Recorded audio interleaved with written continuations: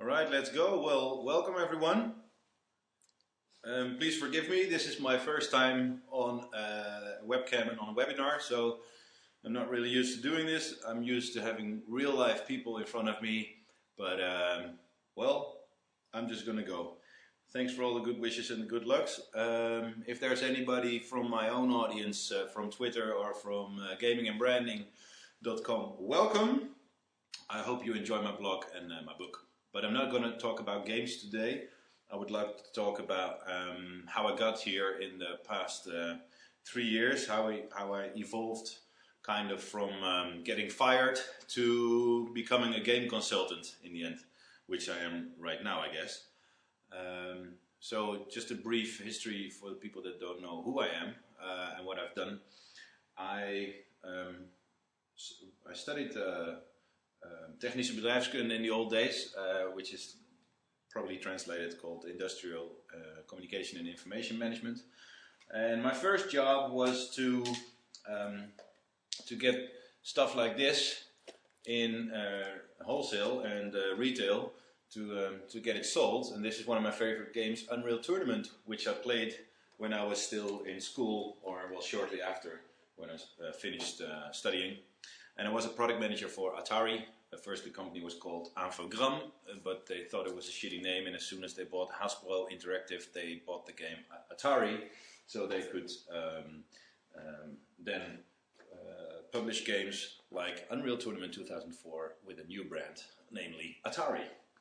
So that was my first job. Second job was working for Diesel, a clothing brand. I did it for 4.5 years as a channel marketing manager, and I was also involved in CRM strategies for the company, so getting in touch with our own clients. I was involved with internet banners, so the first baby steps in internet marketing is what I experienced in those days. And after that, when I finished working for Diesel, I worked in advertising for 2 years, and I started doing a study again called Masters of Brand Management, and then I graduated writing a book. And the book was in Dutch and it's called Laat met je merk spelen, Let with your brand play. But the English version is translated differently, of course, and it's called A Brand New Playground, which is available for free on your iPad because I published it myself.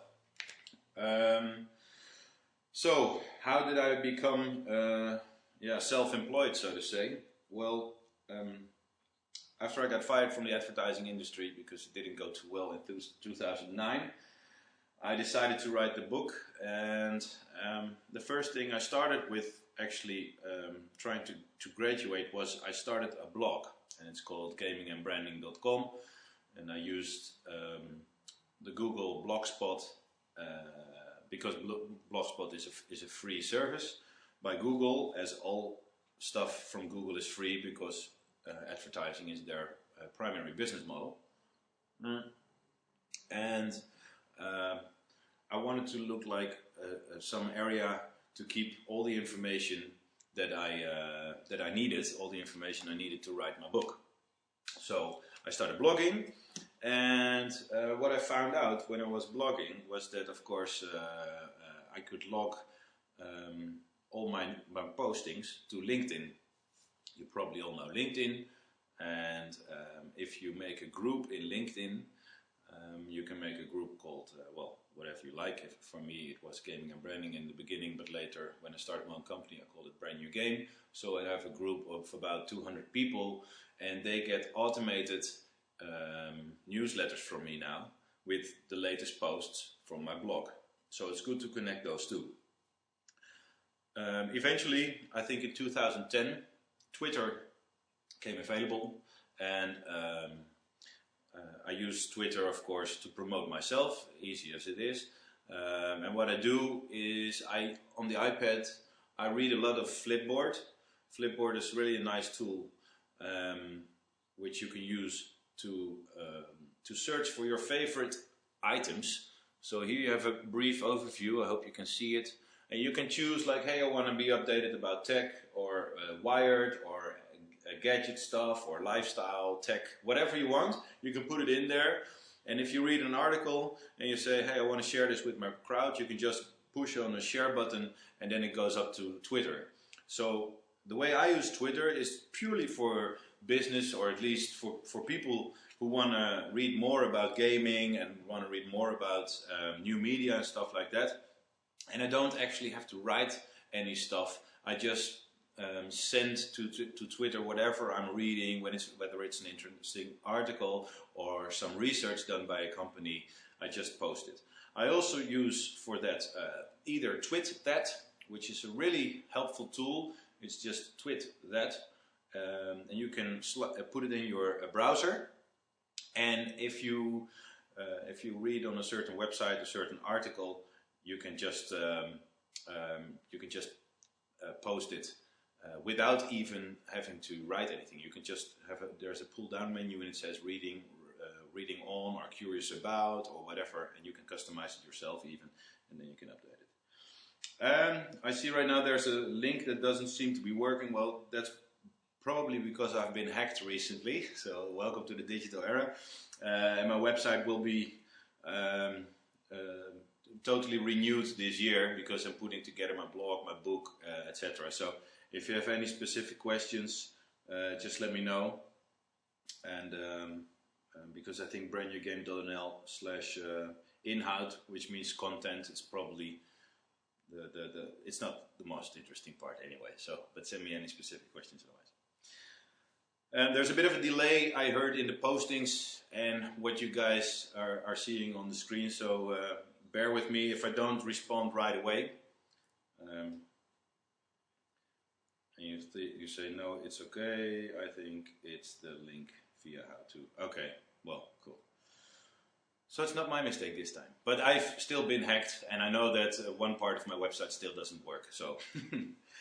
But that's another problem. Where was I? Talking about how I use TweetDead. There's also another tool which is quite interesting for web browsers, which is called Share This. It's basically the same as TweetDead, but Share This, you can choose more social media to share it on. So you can use either Facebook, LinkedIn, Twitter, or whatever. So, okay. Now I briefly have to have a short look. Oh yeah, SlideShare. One of the tools I use a lot, because blogging is of course interesting, because blogging puts your expertise at work. So I mean, I'm a gaming expert because I wrote a book about it, because I've been blogging about it for 3 years, and then people start to see you as the expert of the specific area. And I can also advise everyone who wants to start his own company, try to find a niche and be the best in that niche. Try to become an authority, try to become the one reference person to go to. And then it should work, whatever you want to do in the future. So I used Blogger, I used a book, of course, to promote myself. This gave me the opportunity to speak during events in real life, so that's not a digital tool, but it's very helpful.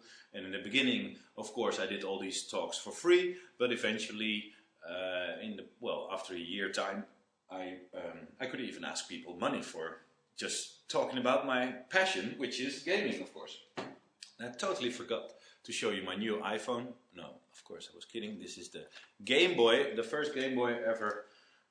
After that, the Game Boy Color, Game Boy Advanced, and the Nintendo DS. And now, of course, there's the 3DS, but I don't really dig Nintendo, so eventually I bought a PSP, which is was more to my liking. And now I just recently went to the PlayStation Vita announcement, but to be honest, I'm not so sure whether that will be the next revolution.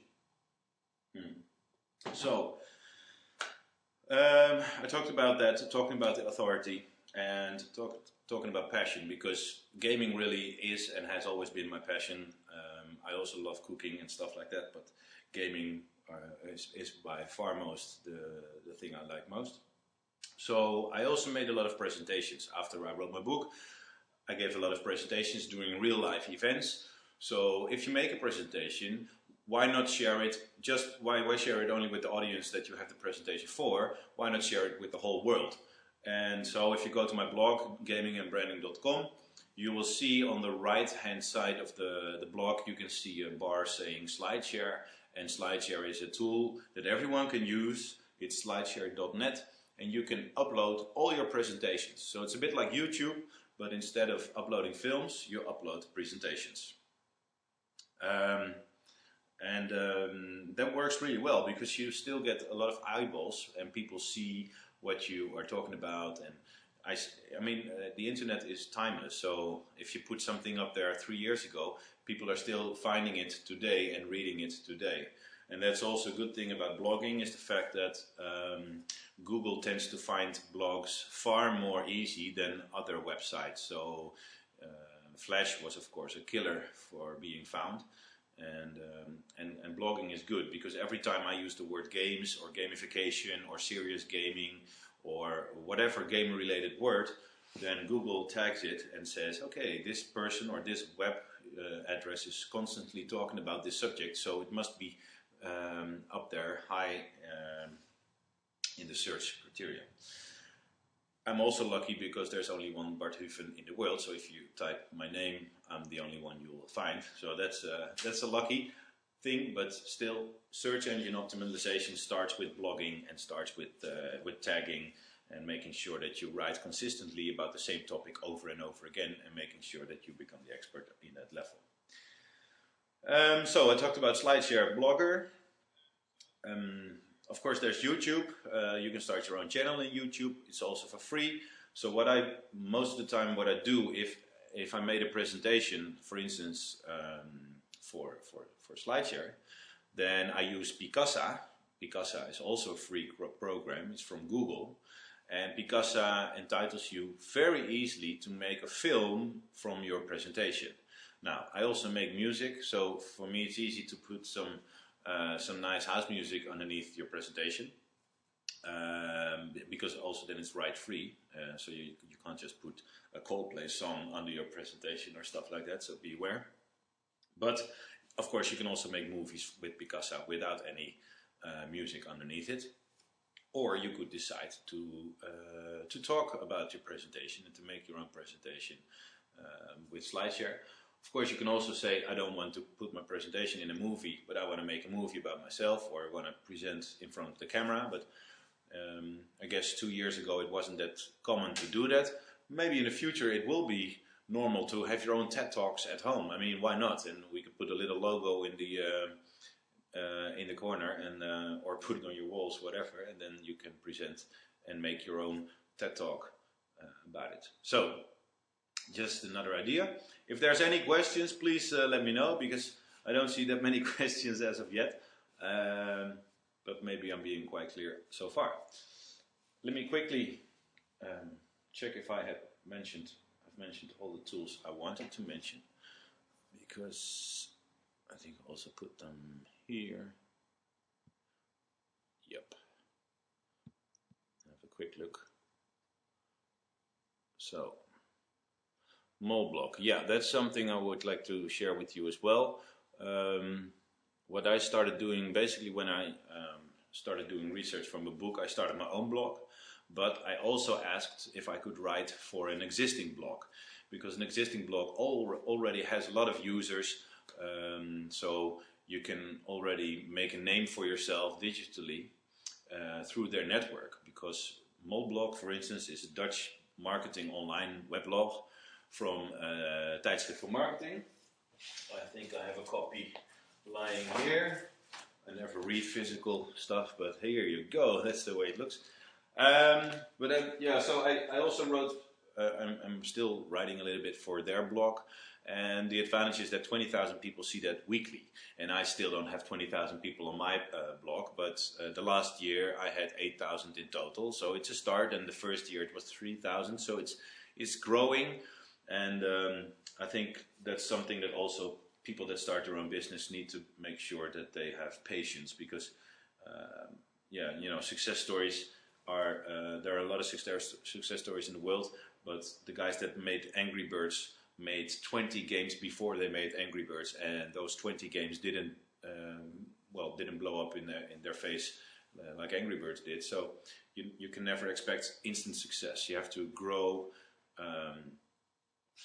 You have to grow your business and learn how to grow your business, and that's why it's such a good event. Howtogrow.eu makes sense, doesn't it? um, so that was a little bit about Moblog. So the fact you need to blog on different blogs and try to find a blog that suits your business, so you can make a name for yourself within their community as well, and then try to gain some traffic from their website to your website. Also use LinkedIn, of course, use Twitter, and because if I add up all the people that I pinpoint with my blog, with Twitter, with LinkedIn, etc., I think it's about 5,000 people probably every month. So then all of a sudden it's 60,000 people a year, and those 60,000 people will never get you business right away. In fact, I don't believe that any client I have up to now came from my blog or whatever, but the fact that you are blogging reassures the fact if they see your website or if they see your blog or if they see what you say on Twitter, they get reassured about your quality and they feel good about it, and so that helps. So what I would like to do now, because those are basically the free tools I use on the internet to promote myself and to promote my book and to promote whenever I'm speaking. So what I would like to do is read some pages out of my book. No, I'm kidding, I won't read, but I have 5 pointers for you, which I think that every business needs to keep in mind when he wants to do business. So especially in the digital era, you know, these days you can start your own company with just you, and you can create content or create a product and become even a pop star singing together with Justin Timberlake, or you can have the funniest video on YouTube, or you can have a new business. So I defined 5 objectives in the English version of my book, A Brand New Playground.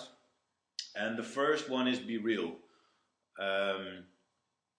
Questions can come now or at the end. I don't really mind. So I'm just responding to something that's on the screen right now. Okay, we have a question first from Mark Young. Thanks for your question. Blogs that are not updated often leave me with a bad impression. Yes, that's so true. And how often should one post? Well, my advice is 3 times a week at least. And what I try to do in my blogging is to keep the content differently. So on one week I would write a very serious article about serious games and about the results of a certain game I did for a client, for instance. And on Friday, every Friday I try to post a Friday funny afternoon thing. So there could be a movie or a funny picture or something related to games, mobile, social media or whatever. Just a funny pic or a funny movie, could be anything. And sometimes I try to post some research.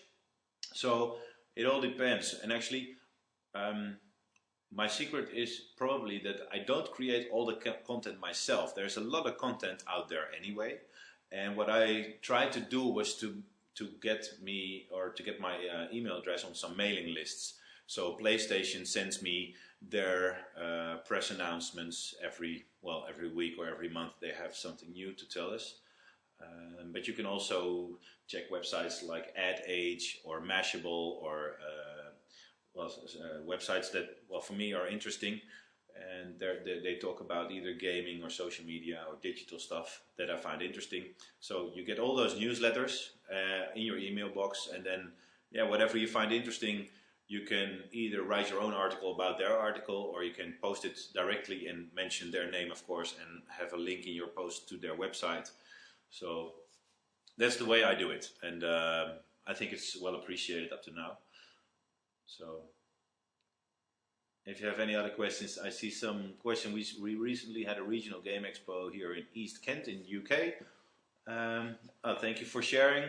I'll check the link. I was recently in London, Manchester and Birmingham, also on some gaming events, but missed this one. I'll definitely check it out. Thank you, Mr. Derksen, for sharing. If there are any other questions, just keep on posting. I'll move along with some other stuff if the question stops for a second, and then I'll answer the questions in the end, because I would like to tell the next part in one flow so that it sticks into your brain, I hope.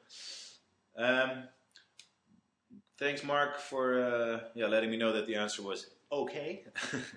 If you have any other questions, send me an email or send me a direct message through Twitter, because I'm available after this event anyway. I don't know how much time I have, so maybe Jacqueline can send me a text whether it was 20 minutes or what the time slot was. Question from Monique. Do you think it's in one's genes to use online social media, or is it a thing that can be learned? Well, to be honest, Monique, I think it's difficult to learn stuff, I think. I believe that we were born with certain qualities, and I believe that you have a certain passion for things, or there's just some basic skills you have as soon as you are born. And I must say, I'm not really a writer. I mean, I wrote this book because I wanted to write a book once in my life, so now I can die now. I wanted to write the book because, yeah, it was like a milestone, but I'm not really a writer. I don't think I will become an author full-time. I just like to create content. I also like to make music. I like to blog from time to time. And to be honest, I'm not really a journalist or a blogger per se, because the reason I keep on blogging is because it keeps me sharp as a racer, and I keep following the latest news about tech or about social media or about games or etc. So I'm still doing Foursquare, even though I don't like to do Foursquare, but I want to know how Foursquare works and how it evolves and whether it will be successful or not, or whether I think it will become less relevant than it's right now, or if it's still relevant, to be honest, because I don't really think it is. So yeah, I think what I learned from a lot of other entrepreneurs or people that have their own businesses is do what you are good at and do what you have passion for. And if you don't have the passion to do something, let someone else do it. Let a specialist do it. And of course it will cost you a little bit of money, but in the end it will help you and improve. That's why my first website was built by a student, but now this year I will invest some money to make sure that my blog and my book website and my business website are all integrated into one. So hopefully the end of this year you will have something that looks like my weblog, but also contains some more business information, and you can download my book on it for free and stuff like that. So, okay, I have 40 minutes in total, so which leaves us about 15 more minutes. I have 5 more minutes of monologue information for you, and then it's up to you to ask some more questions, or I can make some funny faces in front of the camera, whatever you guys like. Oh, I have until 4, I see now. Okay, another 40 minutes, then I'll talk real slowly now. Okay, well, 5 business objectives. Oh, another question. Is there a maximum amount of time one should spend per blog entry? Well, not a minimum, maximum amount of time, sorry, maximum amount of time. Rafael, can you please explain a little bit better what you mean by that, because I find it hard to understand. Is there a maximum amount of time one should spend per blog entry? Well, I would say spend at least as time as you should, as little as time, but it all depends about your article, because sometimes it takes me an hour. I think on average it takes me an hour to write one serious blog posting. Yeah, the minimum, it depends. It's different. It's hard to say, because sometimes I see a movie on YouTube which I find very funny, and in YouTube there's a button. Let me check so I can explain to you right away. It's very easy. YouTube. Now there's a button which says share, and if you press on it, he shows you 2 or 3 options, like Facebook, in Holland also Hives, and of course Google Plus, which no one uses. No, I'm kidding, but I'm curious how many people use it in the audience. But you can also push the button more, or meer, and more shows you Twitter, Tumblr, Blogger, MySpace, Dig, Nu Jij, which is a Dutch site, and Delicious. So I use Blogger, so then I just push Blogger, and then it writes a message just like that. So I don't even have to add text, and the movie is on my weblog. It's easy like that. So that could something be, I mean, then it takes you only 1 minute. But if you want to write a serious article, yeah, it takes you maybe already an hour to do some research, then read the items you've researched, then write your item. So it will take you a day maybe even. But I think it's worth it, or maybe to at least once every month write something that's really your creation, and then send it also per email to all of your clients, or if you met the president, or if you met whoever that's important for you, or you know, remarkable or noticeable, then you should do it. So no, not every entry has to be written every day. I think no. I think it's good if you find the right balance for yourself about written items, a little bit of pictures, some research, highlights, and just then refer to the website where you had the input from, etc. So now, a nice question from the UK, I think. I'm not a gamer, but my first encounter was Space Invaders. Do you still play retro games? Well, actually, when I used to work for Atari, we had this, yeah, I still have it in there. We had this game called Namco Museum, and on this one there's a lot of retro games, so yeah, I still love it. And we actually used Pong, a new version of Pong, well, for an idea for Björn Borg. We haven't sold it yet, but I think it's still a very funny idea. It's on YouTube. If you search for the words Bjong, B-G-J-O-N-G, I don't know, Bjong, and Bart Hufen, then you'll probably find it. It's quite a funny thing. And Atari just recently wrote out a contest, and that they're searching for people who can reinvent Pong in a very funny way. But you need to be a developer. You have to have a developer's code for iTunes, or for at least for Apple. Otherwise, you can't add your idea. Thanks for sharing the link, Jacqueline.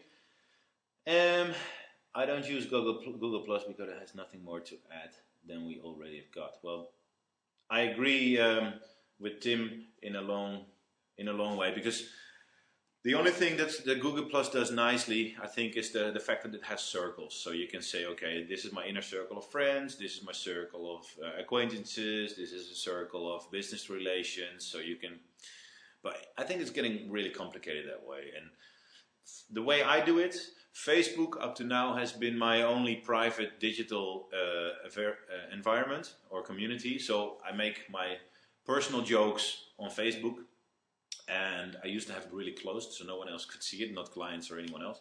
And outside of Facebook, I try to be as professional as I can be, and I always try to be myself when I comment on blog postings or whatever, and always stay positive, never turn or kick down your competitors, or never talk dirty or talk bad about other people, because it just doesn't help, and people generally don't want to hear negative stuff. That's why also Facebook only has likes instead of don't likes, because they don't want to start discussion or hate mails or hate comments, etc. They only want us to live like in a Disneyland, happy people. And yes, to reply on Anouk's question, Facebook also has circles, but they don't have circles in that sense, literally, but you can add people as an acquaintance or as a professional relationship or whatever you like. So, another question, do you ever find too much social media fries your brain? I think I get information overload. Yes. How do I unwind? Well, I drink a lot. No, only in the weekends. No, yeah, I totally agree. Sometimes I actually thought this morning again, like, what would happen if I would just kill Facebook? If I would just kill my account? I mean, I would lose all the pictures I uploaded there, but it's only there for a day, or it's only fun for a day. So, sometimes I'm questioning, like, whether I still need all this stuff. But maybe someday I'll. I don't know. But I do unwind by playing games, of course. So whether it be on PC or on my big television here, it's a very old television, so but it still works. So I play games there to unwind, or do some running in the weekends. Let me move along to the 5 generic objectives that everyone, I think, in my opinion, should should take into account starting your own company and promoting yourself as a person or as a brand or whatever you are. In my case, yeah, I am my brand in a certain way. So what I said was, first of all, be real. Second, behave righteously. 3 is remain remarkable. 4 is remain relevant. And 5 is reward your relationships. Now, let me go through them in a way I think you should behave. First of all, be real. That's a very important one, and it's more difficult than we think probably, because the context or the persons around you, or whether it be business relations or whoever they be, sometimes determine how you think you should behave. But I think it's really up to you. But the only thing is, try to be respectful to everyone. And if people ask for your opinion, really give your opinion, because you have to be honest. And sucking up with clients doesn't get you any more clients, doesn't give you any respect at all. They just, if someone asks for your opinion, they really want your opinion and nothing else. So I had it once with my biggest, in potential actually, my biggest client. And they asked me what I thought of the games they were making for all of their brands, because it's the biggest advertiser in Holland, and I think even in Europe. And I said all their games sucked and were really crappy, and that I would love to think about concepts for their games. And I saw the person looking at me, and he said, well, I think you agree, and I'll think about putting you forward, etc. But there was another person who also asked me that same question within the same company, and when I said the same answer, he really didn't like what I was saying, because he said, yeah, you always want to be negative about our products, etc. And I said, well, that's not the intention. You asked me for my professional opinion, and I think the games that you guys produce right now don't help you in getting your objectives, reaching your objectives. So. Especially, so be real, that's number one. Behave righteously, that's something I think all brands should do. I think everyone understands that you want to make money, and it's something you have to find out for yourself, probably evolving your business. Like I said, my first presentations were for free. Now I ask, most of the time I ask a little bit of money for it. And when it's a big event, I ask big money for it. And it all depends whether you get it. Most of the time you do now, because now I proved that I'm a good presenter, a good host. Maybe not on this webcam, because it's different to interact with people.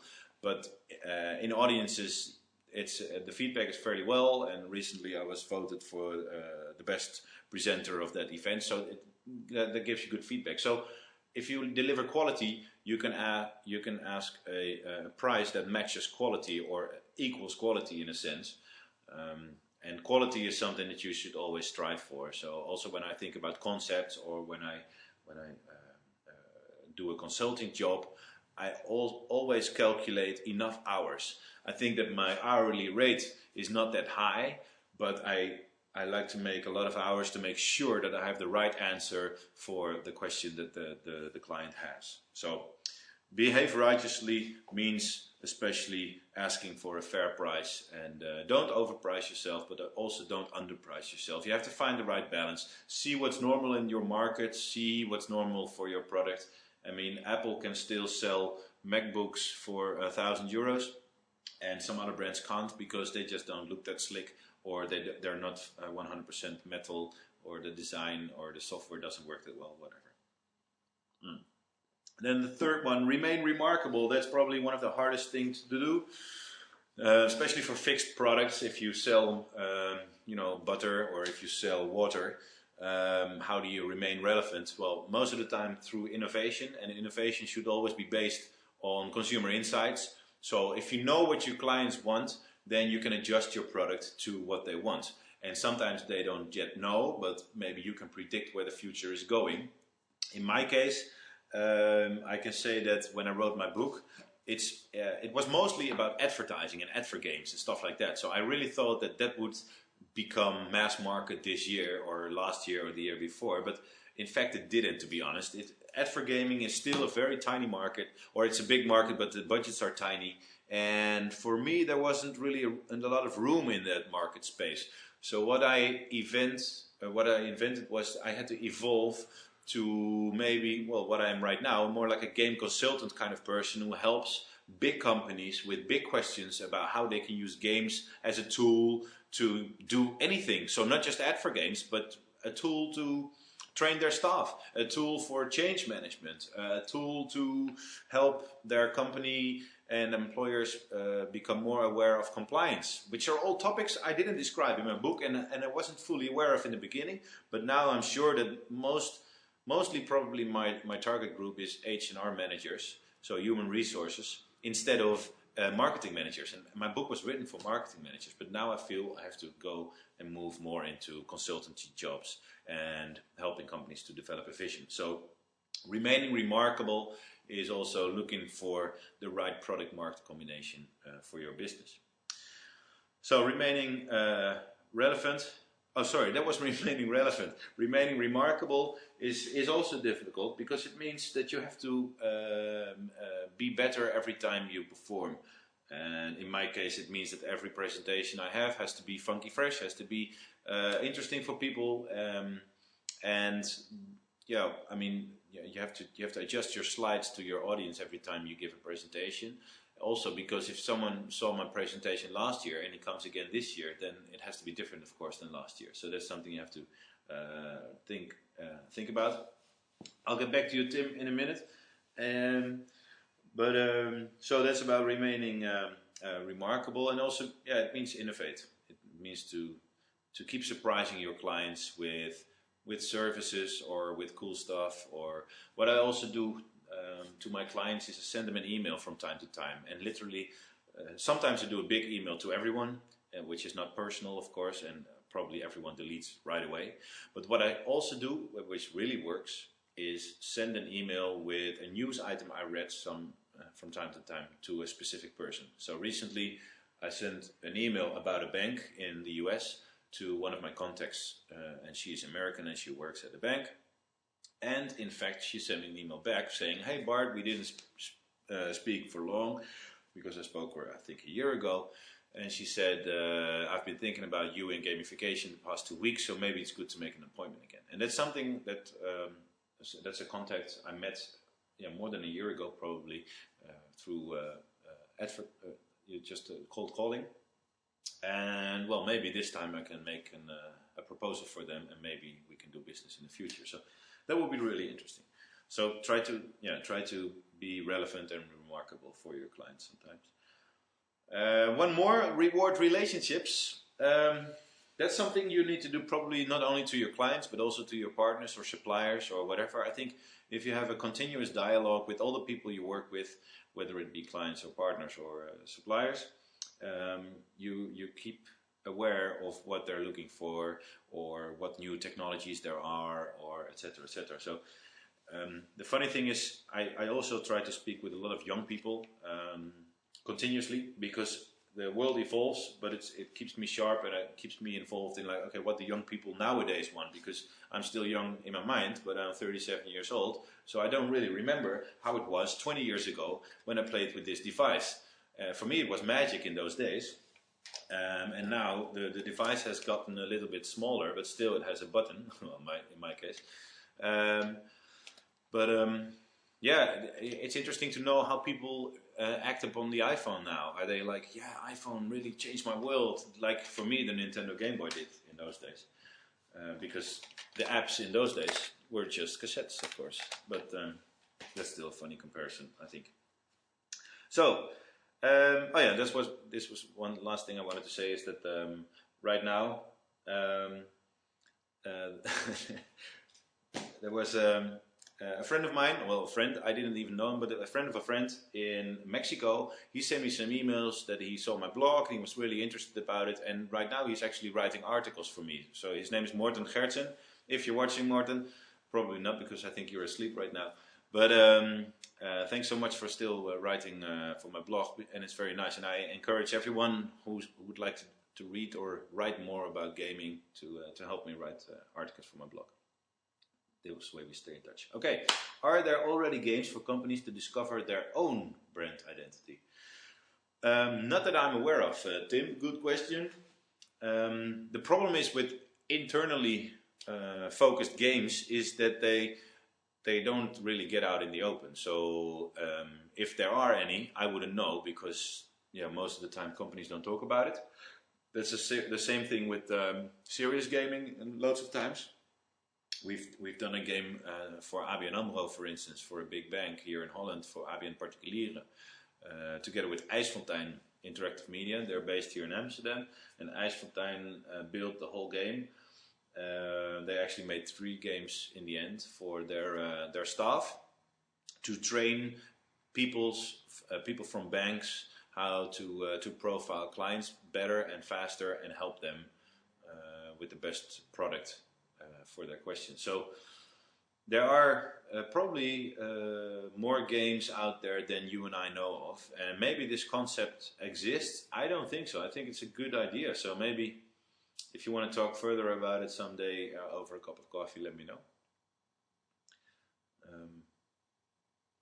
Yeah, I think I don't remember if I have the trailer right here. Otherwise, I could show you. But otherwise, on my YouTube channel, there are a few examples of serious games, and on my blog, of course, as well. I think if you check serious games on my blog, you will find a few cases from PwC, PricewaterhouseCoopers. ING Bank is on there, and some others. So that's a good thought. Are there any other questions? Because we still have 20 minutes. How often should newsletters be sent to clients, Rafael? Well, not too often, I think. In Holland, you need to have permission these days to send newsletters.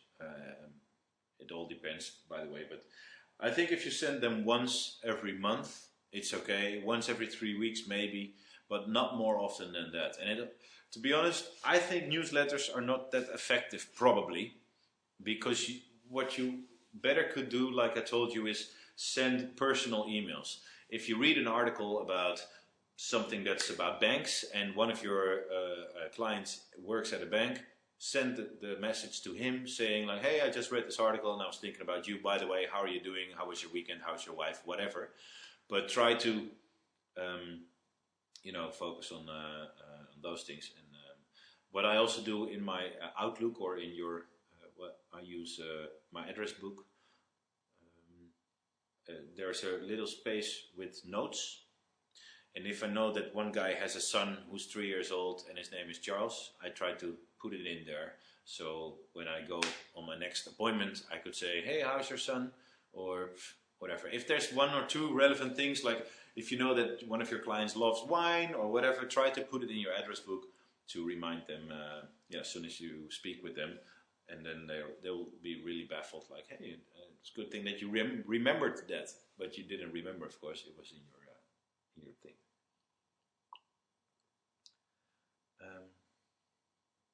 Yeah, people need to opt in. Yeah. Yeah, and I think try to make it as personal as you can. No one likes to be treated like a number. Not you guys, not me. Yeah, I think you probably better focus on 10 big clients than on 100 small clients. That's something at least I try to do. It's hard, it's difficult, because new business really takes long times, but if you get a big client, then you can work for them probably a few months, or sell some products for a few years to them. So it makes your investment more worthy. Your return on investment is better. Also, what you should do is good question, Anouk. I'll get right back to it. But also, what's good is if you have been working with your own company for 5 years or something, have a look at your clients and have a look at how your clients evolved revenue-wise. And if you see that some clients stabilized or some clients actually declined in revenues, try to find out why. And if you don't find out why, let them go. Because the fact is that most of the clients that are complaining a lot or giving you hard times and don't do that much of revenue, they will consume all your time, and you can better focus your time on your best clients instead of focusing on solving problems or trying to please someone that's unpleasable. So try to focus there as well. Am I truly interested in clients and in their life? Yes, I am. Because otherwise I wouldn't work with them, to be honest. I tried. If you feel a good click or you feel good chemistry in your first meeting or your second meeting, then it's good. But if you feel that the first appointment didn't go too well and the second went even worse or didn't go too well, how big they are, let it go and focus on someone else. That's what I would say. Any particular tips for LinkedIn? Well, a few things like I said. Well, at least match or link Twitter together with your LinkedIn account, so that everything you put on Twitter is also automatically put on LinkedIn. Try to discuss in some groups in LinkedIn, or add some groups to your profile which you find interesting. So if you're in mobile business, or if you are in social, or if you are in vegetables, whatever, try to search for some relevant groups. Post a message from time to time over there. Try to make some casual contact there. Add some people to your own network. Maybe start your own group. But to be honest, I started my own group 3 years ago. We now have 180 members. Most of them are friends of mine or are good acquaintances, so they know what I'm doing anyways. And so they're not really interesting for new business, to be honest. And I hope it's still interesting for them what I show on LinkedIn and in my group. But there's not a lot of interaction. So I recently posted a poll, a research, like, okay, saying should I quit this group or what? And there are 6 responses saying I should continue. But to be honest, I was like, come on, 6 responses, that says enough for me. Maybe I should just kill it. Focus more on my blog, which has 8,000 people every year. So that's better for me, even though there's not a lot of interaction there as well. But in the end, 90% of all people on the internet are just interested in consuming content. And there's maybe 9% that casually says like or writes a reply, and only 1% or less than 1% is creating content. So that's people like me and people like, anyone who creates shizzle. So that's what I can say about LinkedIn. And I recently tried the premium stuff. So I had a prescription for a month, which makes it able for you to address people directly, so you can do some new business through LinkedIn. But for me, it didn't work. I sent a few people a direct message from Coca-Cola and Pepsi and some other companies, and one left the company already. She forgot to update her LinkedIn profile. One said she wasn't interested, and the other didn't respond at all. So it's not really that. I think I wouldn't pay money for stuff like LinkedIn. Just use it as the share tool, the free tool it is, and use it that way. Some of the game companies I worked for or with relied on only 1 big or 2 clients and taken over. Yeah.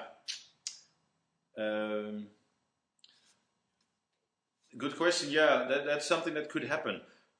The thing is, I don't produce games. I'm just a consultant, so it's just me. So I'm in a privileged or lucky position. I don't have to worry about staff or about the lives of other people, just my own life. And maybe it's, even though it's not really a bad thing to be taken over in some cases.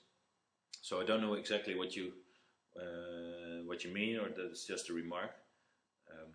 But if you rely on only 1 or 2 big clients, yeah, of course it's a risk. If one of the 2 clients says, hey, we don't want to work with you anymore, then you lose 50% of your revenue maybe.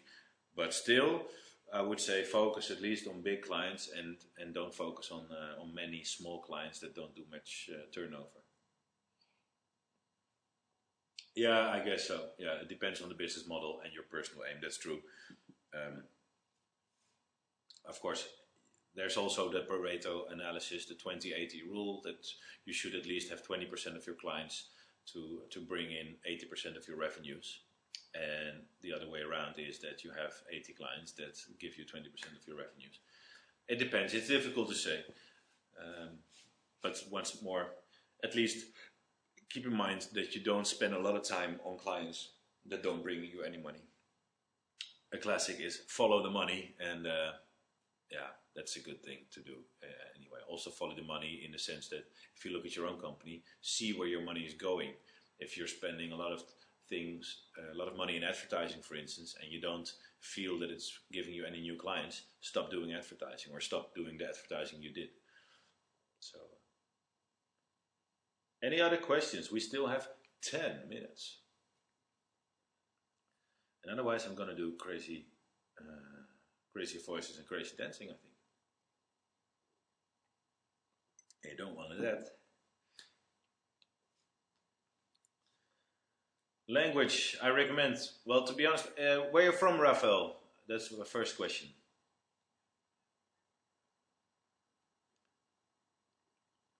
Yeah, multilingual blogging is a bad idea.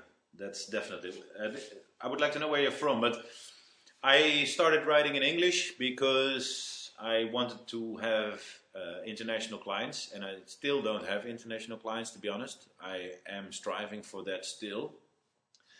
But I think it's, looking back, it would have been better to be blogging in Dutch and to just become the Dutch authority on gaming and to just be the local hero. But I always think big, so that's why I also had my book translated into English. And also I think that, I mean, the best investment you could do is invest in something that you can sell globally. So if I would make a game for, I don't know, Coca-Cola, then everyone understands gaming, whether you're Chinese, African, German, or from the US. So in this case, yeah, then I would say then everyone can buy into it. But so I started writing in English. But looking back, I would recommend your native language at least. That's probably the best thing to do. In your case, since you probably your native English is English or Spanish, you're originally from California. Oh, sorry. So you're English from origin and you live in Germany now, probably. Yeah, it depends on your objective. If you want to be the hero in Germany about something, then I would say blog in German. If that's where you want to have your business and if that's where your opportunities are, do it in German, because that will give you the most chances, probably. And once you start, you have to be consistent, and you can't switch halfway. On the other hand, if you think about moving back to California, or if you're thinking about going to Latin America, for instance, which is also very interesting for business, because especially Brazil is one of the BRIC countries and there's an upcoming economy, then Spanish could be very interesting. And I don't think there are a lot of companies like me, at least, there. So a blog about Merkel and Greece, yeah, that could be a funny, funny thought. But yeah, no. So I would recommend your native tongue, your native language, and in the country where you live or work or want to work. How can you achieve employees to use social media in name of their company in a good way? Yeah, that's a very difficult one. That's a very difficult question, Tim. And if we had to answer, then maybe I would be a millionaire. I'm not really a social media guru or anything. I know Paul Blok in Holland is a good one. So Paul Blok, check him. He's on my Twitter as well. The thing is,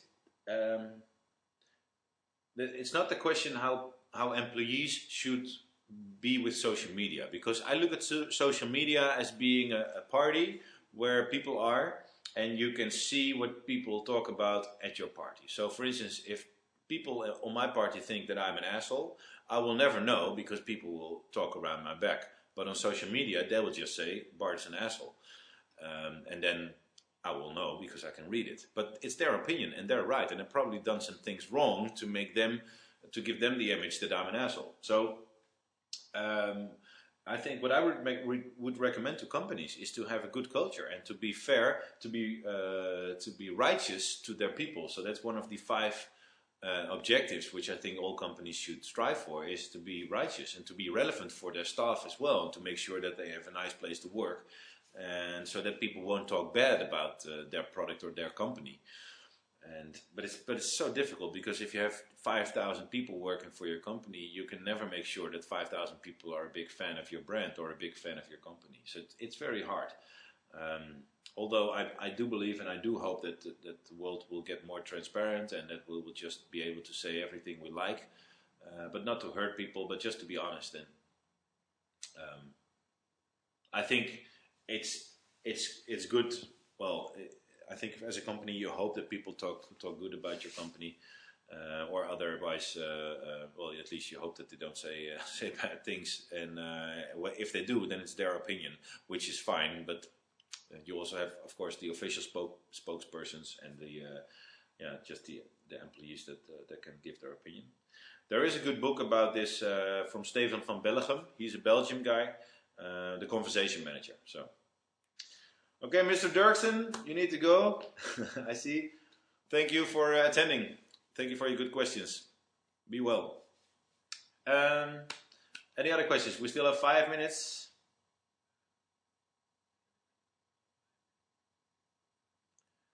It's funny that I still have a delay. 5 for more questions.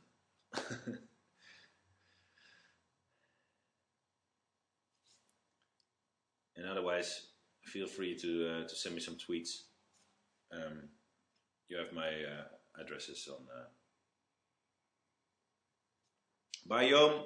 Bye, Joyce. Thank you for attending. No questions for now? Okay, then. Well, then maybe we should call it a day. And I said thank you all for being there. And let me know what you think of the blog and all the other stuff I'm doing out there. I hope this helped, and check SlideShare for this presentation in a few words. Bye, Tim.